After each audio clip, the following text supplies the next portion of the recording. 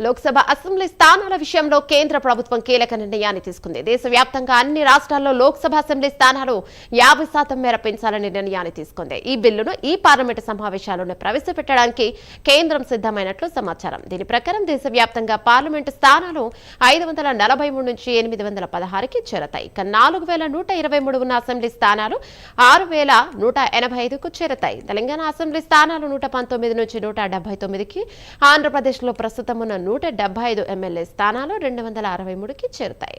లోక్సభ స్థానాలు ఏపీలో 25 నుంచి 38కి, తెలంగాణలో 17 నుంచి 26కి చేరే అవకాశం ఉంటుంది. ఎన్డీఏ సమావేశంలో భాగస్వామ్య పక్షాలకు కేంద్రం ఈ విషయం వివరించింది. కేంద్ర హోంమంత్రి అమిత్ షా, పార్లమెంటరీ వ్యవహారాల మంత్రి కిరణ్ రిజిజు, న్యాయశాఖ మంత్రి అర్జున్ రామ్ మేఘ్వాలాల్ నేతృత్వంలో ఈ భేటీ జరిగింది.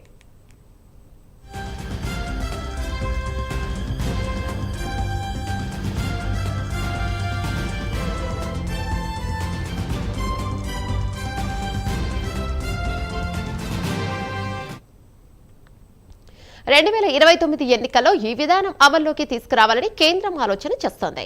ఈ విషయంపై కాంగ్రెసేతర విపక్షాలతోనూ విడిగా భేటీ నిర్వహించారు కేంద్ర మంత్రులు. నియోజకవర్గాల సంఖ్య పెంచడానికి వీలుగా ముందుగా మహిళా రిజర్వేషన్ చట్టం, డిలిమిటేషన్ చట్టాలకు ప్రతిపాదిస్తూ ఈ పార్లమెంటు సమావేశాల్లో బిల్లులు తీసుకురాబోతున్నట్టు సమాచారం. లోక్సభలో ఇందుకు సంబంధించిన బిల్లు ఆమోదం పొందిన తర్వాత కేంద్ర ప్రభుత్వం డిలిమిటేషన్ కమిషన్ ఏర్పాటు చేసి చకచకా సీట్ల పెంపు కార్యక్రమం పూర్తి చేసి 2029 ఎన్నికల్లో అమలు చేయనున్నట్లు తెలుస్తోంది. సీట్ల పెంపు దామాషా ప్రకారం ఎస్సీ ఎస్టీ రిజర్వేషన్లు కూడా పెరుగుతాయని సమాచారం.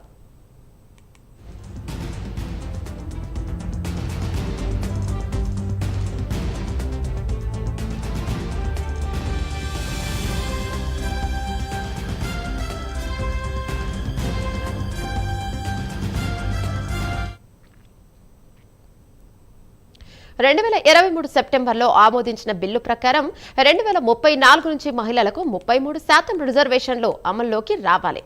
రాజ్యాంగం అధికరణలో 170 సబ్స్కాస్టీ అలాగే 81 సబ్స్కాస్టీ ప్రకారం 2026 తర్వాత ప్రచురించే జనాభా లెక్కల ఆధారంగా దేశంలో నియోజకవర్గాల పునర్విభజన చేయాలని నిబంధన ఉంది.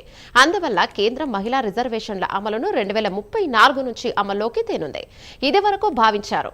అయితే ఇప్పుడు జనగణన 2027 మార్చి 1 కల్లా పూర్తి కానుండటంతో ప్రాథమిక జనాభా లెక్కల వివరాలు ప్రకటించి ఆ వెంటనే నియోజకవర్గాల పునర్విభజన చేపట్టొచ్చు. ఈ అంశంపై అన్ని పార్టీల మద్దతు కూడగట్టే ప్రయత్నాలు మొదలుపెట్టింది. ఇక జనగణన తర్వాత అందులో వచ్చిన లెక్కల ఆధారంగా దామాషా ప్రకారం సీట్ల పెంపునకు అనుమతిస్తే ఉత్తర దక్షిణ భారతదేశాల మధ్య తేడా వచ్చే అవకాశం ఉందని తొలి నుంచి దక్షిణాది రాజకీయ పార్టీలు ఆందోళన వ్యతిరేకిస్తున్న నేపథ్యంలో అన్ని రాష్ట్రాల్లో సగటున లోక్సభ, అసెంబ్లీ సీట్లు 50% పెంచాలని నిర్ణయించింది. ఇక దీనివల్ల అన్ని రాష్ట్రాలకు ఇప్పుడున్న రాజకీయ ప్రాతినిధ్యం యథాతథంగా కొనసాగే అవకాశం ఉంటుంది. ప్రభుత్వ ప్రతిపాదనపై స్పందించడానికి రాజ్యసభలో విపక్ష నేత మల్లికార్జున ఖర్గే నేతృత్వంలో నేడు విపక్ష నేతలు సమావేశం కానున్నారు.